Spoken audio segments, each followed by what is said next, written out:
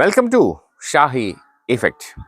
ഞങ്ങൾ കൃത്യമായിട്ട് പറഞ്ഞല്ലോ, നേരത്തെ ഈ നിയമം വരുന്നതിന് മുമ്പും നിയമം വന്നതിന് ശേഷവും ഞങ്ങൾ പറഞ്ഞു. ഇപ്പോൾ പാർലമെൻറ്റ് പാസ്സാക്കിയ വഖഫ് നിയമം മുൻപത്തെ വിഷയം പരിഹരിക്കാൻ പര്യാപ്തമല്ല. മാത്രമല്ല, ആ നിയമത്തിൽ ഉണ്ടാക്കിയിരിക്കുന്ന ഒരു പുതിയൊരു വിഷയം ഇത് ഒരിക്കലും അവസാനിക്കാത്ത നിയമപ്രശ്നത്തിലേക്ക് അതിനെ കൊണ്ടുപോകാനുള്ള സാധ്യത കൂടിയാണ്. ഇപ്പം പരിഹരിക്കാനുള്ള ഒറ്റ അവസരമാണ് ഉണ്ടായിരുന്നത്. വഖഫ് ട്രൈബ്യൂണലിലായിരുന്നു ഈ കേസ്. വഖഫ് ട്രൈബ്യൂണലിൽ ഈ ഭൂമി കൊടുത്ത സേഠിൻ്റെ കുടുംബം പറഞ്ഞു ഇത് വഖഫ് ഭൂമി അല്ല. ഈ ഭൂമി വാങ്ങിച്ച ഫാറൂഖ് കോളേജിൻ്റെ മാനേജ്മെൻറ്റും പറഞ്ഞു ഇത് വഖഫ് ഭൂമി അല്ല. ഞാൻ ആദ്യം എടുത്തിരുന്ന സ്റ്റാൻഡാണ്, കേരളത്തിൽ ആദ്യമായിട്ടാണ് ഇത് വഖഫ് ഭൂമി അല്ല എന്നുള്ള ഉറച്ച നിലപാട് ഞങ്ങളാണ് എടുത്തത്. വഖഫ് ഭൂമി അല്ല. ആ നിലപാടിലേക്ക് ഇപ്പോൾ ഭൂമി കൊടുത്തവർ ഭൂമി വാങ്ങിച്ചവരും വന്നിരിക്കുന്നു.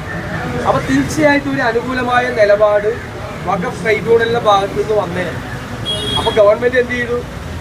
ഗവൺമെൻറ് വഖഫ് ബോർഡിനെ കൊണ്ട് ഹൈക്കോടതിയിൽ കൊണ്ടുപോയി കേസ് കൊടുപ്പിച്ച് സ്റ്റേ വാങ്ങിച്ചു ഈ വഖഫ് ട്രൈബ്യൂണലിൻ്റെ പ്രവർത്തനങ്ങൾ.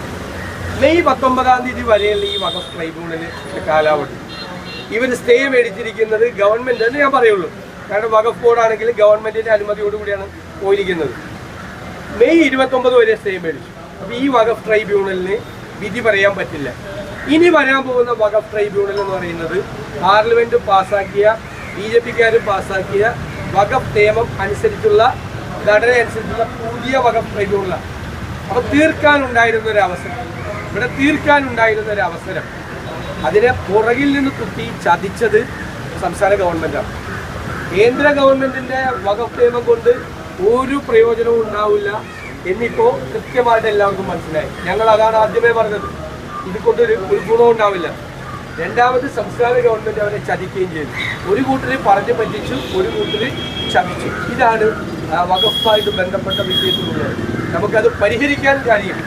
ഞങ്ങൾക്ക് അതിനകത്ത് നിയമപരമായ ഒരു ഫോർമുല ഞങ്ങൾക്കൊണ്ട് UDF-നുണ്ട്. അത് പരിഹരിക്കാൻ പറ്റും. പക്ഷേ ഗവൺമെൻറ് അത് തയ്യാറല്ല.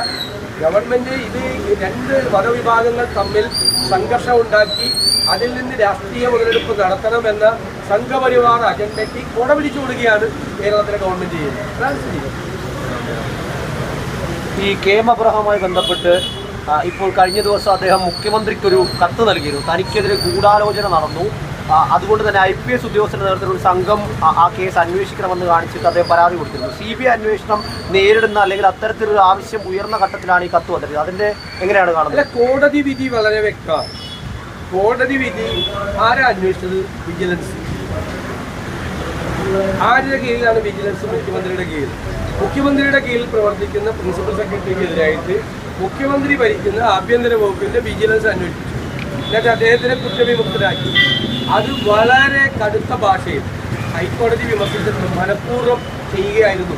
വിജിലൻസ് ഇദ്ദേഹത്തെ കുറ്റവിമുക്തരാക്കുകയായിരുന്നു. പ്രൈമാ ഫസി, പ്രഥമ ദൃഷ്ടിയാൽ ഇദ്ദേഹം കുറ്റക്കാരനാണെന്നതിൻ്റെ നിരവധി തെളിവുകൾ ഇത് കേസിലുണ്ട്. അതുകൊണ്ട് CBI അന്വേഷിക്കണം എന്ന് കോടതി ഉത്തരവിട്ടിരിക്കുകയാണ്. പിന്നെ വേറെ ഒരു അന്വേഷണത്തിന് പ്രസക്തിയാണുള്ളത്. അത് ഇതിൽ നിന്നും രക്ഷപ്പെടാൻ വേണ്ടിയിട്ടുള്ള ശ്രമമാണ്. ഇതാണ് ഗവൺമെൻറ്റിൻ്റെ ഭാഗത്തു നിന്നൊരു വലിയ തെറ്റ്. ഇദ്ദേഹത്തെ കുറ്റം ചെയ്തു എന്ന് ഉറപ്പായി കോടതി കരുതുന്ന ഇദ്ദേഹത്തെ രക്ഷിക്കാൻ വേണ്ടിയിട്ട് വിജിലൻസിനെ കൂടി ശ്രമിച്ചു. അത് തന്നെയാണ് ഇപ്പോൾ അജിത് കുമാറിൻ്റെ കേസിൽ നടക്കുന്നത്. മുഖ്യമന്ത്രിയുടെ വിജിലൻസ് അന്വേഷിച്ച് അജിത് കുമാറിനെ കുറ്റവിമുക്തരാക്കി. മുഖ്യമന്ത്രിയുടെ വിജിലൻസ് അന്വേഷിച്ച് മുഖ്യമന്ത്രിയുടെ പ്രിൻസിപ്പൽ സെക്രട്ടറിയെ കുറ്റവിമുക്തരാക്കി. മുഖ്യമന്ത്രിയുടെ വിജിലൻസ് അന്വേഷിക്കാത്തതുകൊണ്ട് മുഖ്യമന്ത്രിയുടെ പഴയ പ്രിൻസിപ്പൽ സെക്രട്ടറി ജയിലിൽ പോയി. എന്താണ് ആ ഓഫീസിൽ നടക്കുന്നത്? ആരൊക്കെയാണ് ആ ഓഫീസിൽ ഇരിക്കുന്നത്? ഇനി കിഫ്ബിയുടെ തലപ്പത്താണ് ഇദ്ദേഹം ഇരിക്കുന്നത്. അപ്പോൾ അതിൻ്റെ ക്രെഡിബിലിറ്റി എന്താണ്? ഇദ്ദേഹത്തെ പോലെ ആരോപണ വിധേയനായ ഒരാൾ കിഫ്ബിയുടെ തലപ്പത്തിരിക്കുന്നതിൻ്റെ പ്രസക്തി എന്താ? കിഫ്ബി തന്നെ ആരോപണങ്ങളിൽ പെട്ട് ഉഴലുന്ന ഒരു സ്ഥാപനമാണ്. എങ്ങനെ മുന്നോട്ട് കൊണ്ടുപോകാൻ കഴിയും എന്നറിയാതെ ഇവരുടെയൊക്കെ ഉപദേശം കേട്ടാണ് ഈ സർക്കാർ കിഫ്ബി ഉണ്ടാക്കിയത്. അവസാനം ഒന്നും ചെയ്യാൻ പറ്റാത്ത സ്ഥിതിയിലേക്ക് കിഫ്ബി ആയി മാറി. അതിൻ്റെ എല്ലാം ഉത്തരവാദികളാണ് ഇവരൊക്കെയാണ്. ഈ ഗവൺമെൻറ്റിനെ കഴിഞ്ഞ ഗവൺമെൻറ്റിൻ്റെ കാലത്തും ഈ ഗവൺമെൻറ്റിൻ്റെ കാലത്തും ഈ സർക്കാരിന് ഉപദേശം കൊടുത്ത് ഈ സർക്കാരിനെ ഈ സ്ഥിതിയിലാക്കിയത് ഇവരെല്ലാം കൂടിയാണ്. അത് ഞങ്ങളെപ്പോഴും പറയുമ്പോൾ നിങ്ങൾ ചിരിക്കും. എന്താ ഞാൻ എപ്പോഴും പറയും, മുഖ്യമന്ത്രിയുടെ ഓഫീസിൽ ഒരു ഉപജാപക സംഘം പ്രവർത്തിക്കുന്നുണ്ടെന്ന് ആവർത്തിച്ച് പറയുന്ന ഒരാളാണ് അല്ലേ നേരത്തെ തൊട്ട്. ഇപ്പൊ ഓരോരുത്തരായിട്ട് പുറത്തു വന്നിരിക്കുകയാണ്, ഓരോരുത്തർ. അനിൽകുമാറിനെതിരെയും കേസെടുക്കുന്നില്ല, വ്യാജമൊഴി നൽകിയെന്ന കണ്ടെത്തിയിട്ടും കേസെടുക്കുന്നു. അല്ല, സഹപ്രവർത്തകനായ അഡീഷണൽ DGP ആയ അതേ റാങ്കുകാരനായ ഒരാൾക്കെതിരായിട്ട് വ്യാജമൊഴി കൊടുത്തു എന്ന് DGP റിപ്പോർട്ട് കൊടുത്തിട്ട് മുഖ്യമന്ത്രി അതിന്റെ മീതെ കയറിയിരിക്കുകയാണ് ആ കസേരയിൽ. പുള്ളിയുടെ സീറ്റിന്റെ അടിയിൽ വെച്ചേക്കുകയാണ്, കുഷ്യന്റെ അടിയിൽ വെച്ചേക്കുകയാണ്. മുഖ്യമന്ത്രി ഇരിക്കുന്ന കസേരയുടെ കുഷ്യന്റെ അടിയിലാണ് ആ റിപ്പോർട്ട് 2 മാസമായിട്ട്. അത് പുറത്തിറക്കൂല. ഈ ചുറ്റും നിൽക്കുന്ന ഈ ഉപജാപക സംഘത്തെ രക്ഷപ്പെടുത്തുകയും അവർ പറയുന്നതനുസരിച്ച് പ്രവർത്തിക്കുകയും ചെയ്യുന്ന ഒരാളായി കേരളത്തിലെ മുഖ്യമന്ത്രി മാറി. അത് ഏറ്റവും വലിയ ഉദാഹരണമാണ്.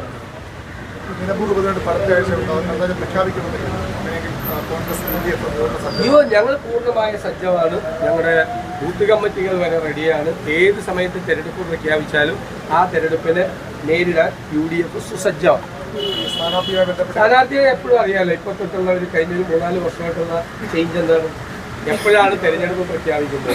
തെരഞ്ഞെടുപ്പ് പ്രഖ്യാപിച്ചാൽ തെരഞ്ഞെടുപ്പ് കമ്മീഷൻ തെരഞ്ഞെടുപ്പ് പ്രഖ്യാപിച്ച മണിക്കൂറുകൾക്കുള്ളിൽ UDFന്റെ സ്ഥാനാർത്ഥിയെ പ്രഖ്യാപിക്കും. അത് നിലമ്പൂരും അത് പ്രഖ്യാപിക്കുക തന്നെ ചെയ്യും. ഞങ്ങളാണ് ആദ്യം പ്രഖ്യാപിക്കാറ്. ഞങ്ങൾ സ്ഥാനാർത്ഥിയെ നോക്കിയിട്ടാണ്, ഇപ്പുറത്തുനിന്ന് ആരെങ്കിലും കിട്ടുമെന്നൊക്കെ നോക്കിയിട്ടാണ് അവർ സ്ഥാനാർത്ഥി പോലും ഇല്ല. അല്ല, ഞാൻ പറഞ്ഞ അവരെപ്പോഴും അങ്ങനെയാണ് ചെയ്യുന്നത്. അവരെന്ത് വേണമെങ്കിലും ചെയ്യുന്നുണ്ട്. ഞങ്ങൾ അവരുടെ സ്ഥാനാർത്ഥിയെ നോക്കിയിട്ടല്ല, ഞങ്ങൾക്കൊരു സ്ഥാനാർത്ഥി ഉണ്ടാവും. അത് ഞങ്ങൾ വേണ്ട തരത്തിലുള്ള ചർച്ചകൾ നടത്തി ഏകകണ്ഠമായി തീരുമാനമെടുത്ത് തെരഞ്ഞെടുപ്പിന് മുമ്പ് സ്ഥാനാർത്ഥിയെ പ്രഖ്യാപിക്കേണ്ട കാര്യമില്ല. നിങ്ങളെല്ലാ ദിവസവും സ്ഥാനാർത്ഥിയെ പ്രഖ്യാപിക്കുന്നു. നിങ്ങൾ എല്ലാ ദിവസവും എല്ലാവരും അല്ല, ചില ചാനലുകളിൽ രാവിലെ ഒരു സ്ഥാനാർത്ഥിയെ പ്രഖ്യാപിക്കും. പിറ്റേ ദിവസം പറയും അയാൾക്കെല്ലാം മുൻതൂക്കം, മറ്റേ ആൾക്കാർ മുൻതൂക്കം എന്ന് പറയും. ഉച്ചയ്ക്ക് തൂക്കം മാറും, രാത്രിയാകുമ്പോൾ വേറെ സ്ഥാനാർത്ഥി വിളിക്കും.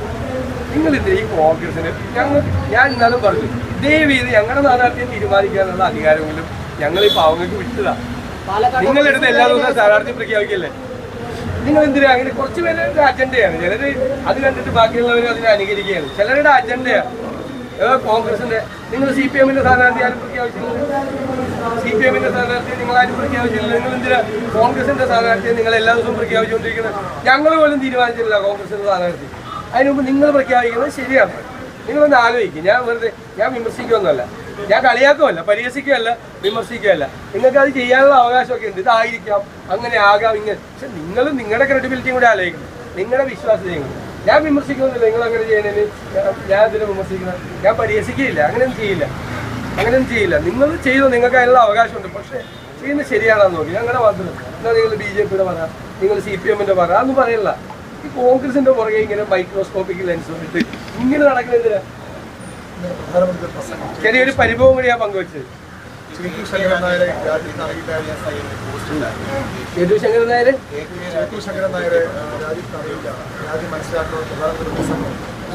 നല്ലതായിട്ടില്ല. ഞാൻ പഴയ കോൺഗ്രസ് പ്രസിഡന്റ് അല്ലേ മോഡി. അത് പോയിട്ട് ഈ സവർക്കറേയും ഗോവാൾക്കറേക്ക് വിട്ടിട്ട് പഴയ കോൺഗ്രസ് പ്രസിഡന്റുമാരിലേക്ക് പട്ടേലിന്റെ, അതുപോലെ ചേറ്റൂർ ശങ്കരൻ നായരുടെ, അവരുടെയൊക്കെ കാര്യങ്ങളൊക്കെ കുറിച്ച് പഠിക്കട്ടെ. കോൺഗ്രസ് സംസ്കാരവും ദേശീയ പ്രസ്ഥാനത്തിലെ പാരമ്പര്യമൊക്കെ അറിയട്ടെ. അതിന്റെ ഭാഗമായിരുന്നില്ലല്ലോ, നല്ലതാണ്.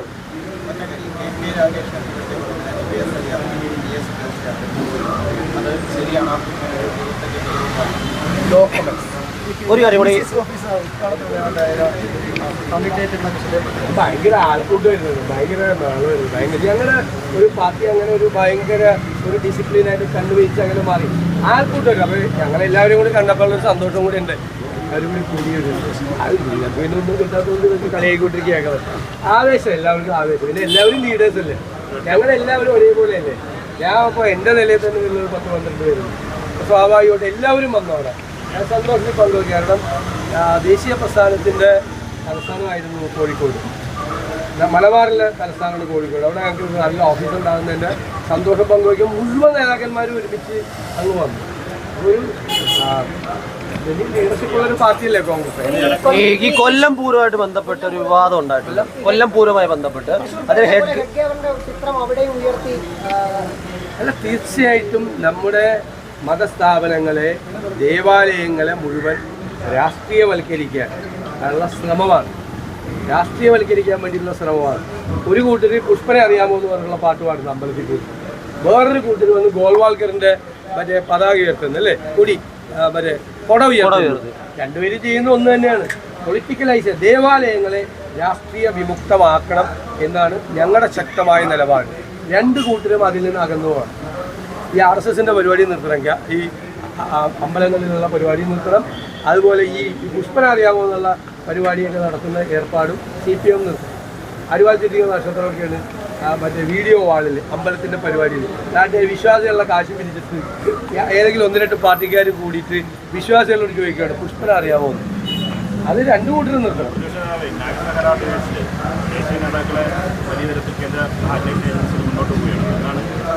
ഞങ്ങൾ നേരത്തെ തന്നെ നിലപാട് വ്യക്തമാക്കിയിട്ടുണ്ടല്ലോ. അത് ആ നിലപാട് എന്ന് പറയുന്നത് അതൊരു അഴിമതി കേസല്ല. അത് കോൺഗ്രസിൻ്റെ കയ്യിൽ നെഹ്റുവിൻ്റെ കാലം മുതൽ ഉണ്ടായിരുന്ന ഒരു പ്രസ്ഥാനത്തിൽ അത് ഒരു വലിയ സാമ്പത്തികമായ പ്രശ്നം വന്നപ്പോൾ ഒരു പുതിയ കമ്പനി യങ് ഇന്ത്യ എന്ന് പറയുന്ന കമ്പനി രൂപീകരിച്ച് ഒരു ട്രാൻസ്ഫർ ചെയ്തു. കമ്പനി ആക്ടിൻ്റെ വയലേഷൻ ആണെന്ന് പറയുന്നത് ശരിയല്ല. സെക്ഷൻ 25 അനുസരിച്ച് അങ്ങനെ ഒരു കമ്പനി രൂപീകരിക്കാനുള്ള അവകാശം നാഷണൽ ഹെറാൾഡിന് ഉണ്ട്. അത് തെറ്റായിട്ടാണ് അവർ ചെയ്തിരിക്കുന്നത്, തെറ്റായിട്ടാണ് ചെയ്തിരിക്കുന്നത്. അല്ല നിങ്ങൾ എക്സാലോജിക്കിന്റെ കേസാണെങ്കിൽ ഞാൻ പറയാം.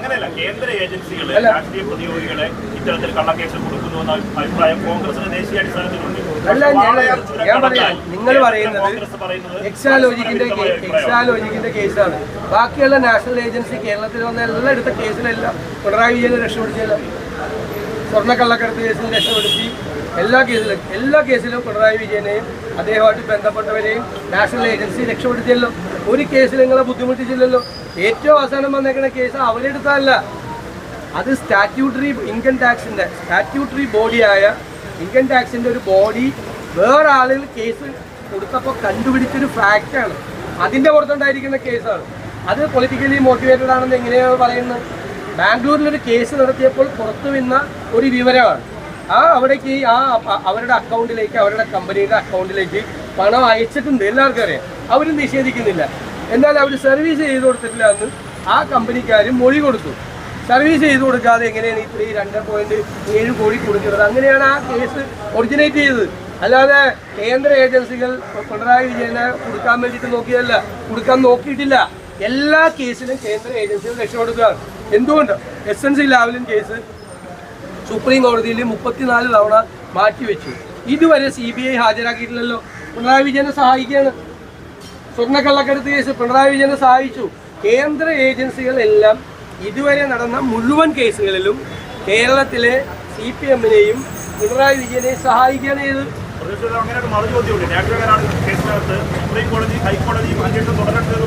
ആയിക്കോട്ടെ, അന്വേഷണം തുടരുന്നതിന് എന്താ ഞങ്ങൾക്ക് വിരോധം?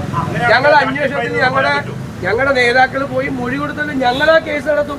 ഞങ്ങൾ ലീഗലായിട്ടാണ് ഫൈറ്റ് ചെയ്യുന്നത്. ലീഗലായിട്ട് ഞങ്ങൾ ആ കേസ് നടത്തും. എല്ലാവർക്കും അറിയാമല്ലോ ആ കേസിന്റെ കണ്ടന്റ് അറിയാവുന്ന എല്ലാവർക്കും അറിയാമല്ലോ. അതിനകത്ത് അഴിമതി അല്ലല്ലോ ആരോപിക്കപ്പെടുന്നത്. കോൺഗ്രസിന്റെ കയ്യിൽ നെഹ്റുവിന്റെ കാലം മുതൽ അതിനേക്കാൾ മുമ്പുണ്ടായിരുന്ന ഒരു സ്ഥാപനം. ഞങ്ങൾ ആരെയും വെട്ടിപ്പിടിച്ചല്ലോ, അല്ലെങ്കിൽ വേറെ ഏതെങ്കിലും കമ്പനിയിൽ നിന്ന് ഇങ്ങോട്ട് കാശ് അയക്കാൻ പറഞ്ഞല്ലോ. നാഷണൽ ഹെറാൾഡിലേക്ക് ഞങ്ങൾ ഭരിച്ചുകൊണ്ടിരിക്കുന്ന സമയത്ത് നാട്ടിലുള്ള കമ്പനികളോടൊക്കെ ഈ അക്കൗണ്ടിലേക്ക് പൈസ അയക്കാൻ പറഞ്ഞ് കോടികൾ അയച്ചതല്ലല്ലോ. അതല്ലല്ലോ കേസ്. ആ കേസ് വേറെ, ഈ കേസ് വേറെ.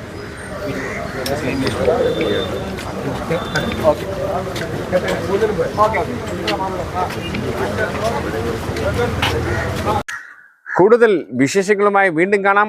അതുവരെ ഏവർക്കും നന്ദി, നമസ്കാരം.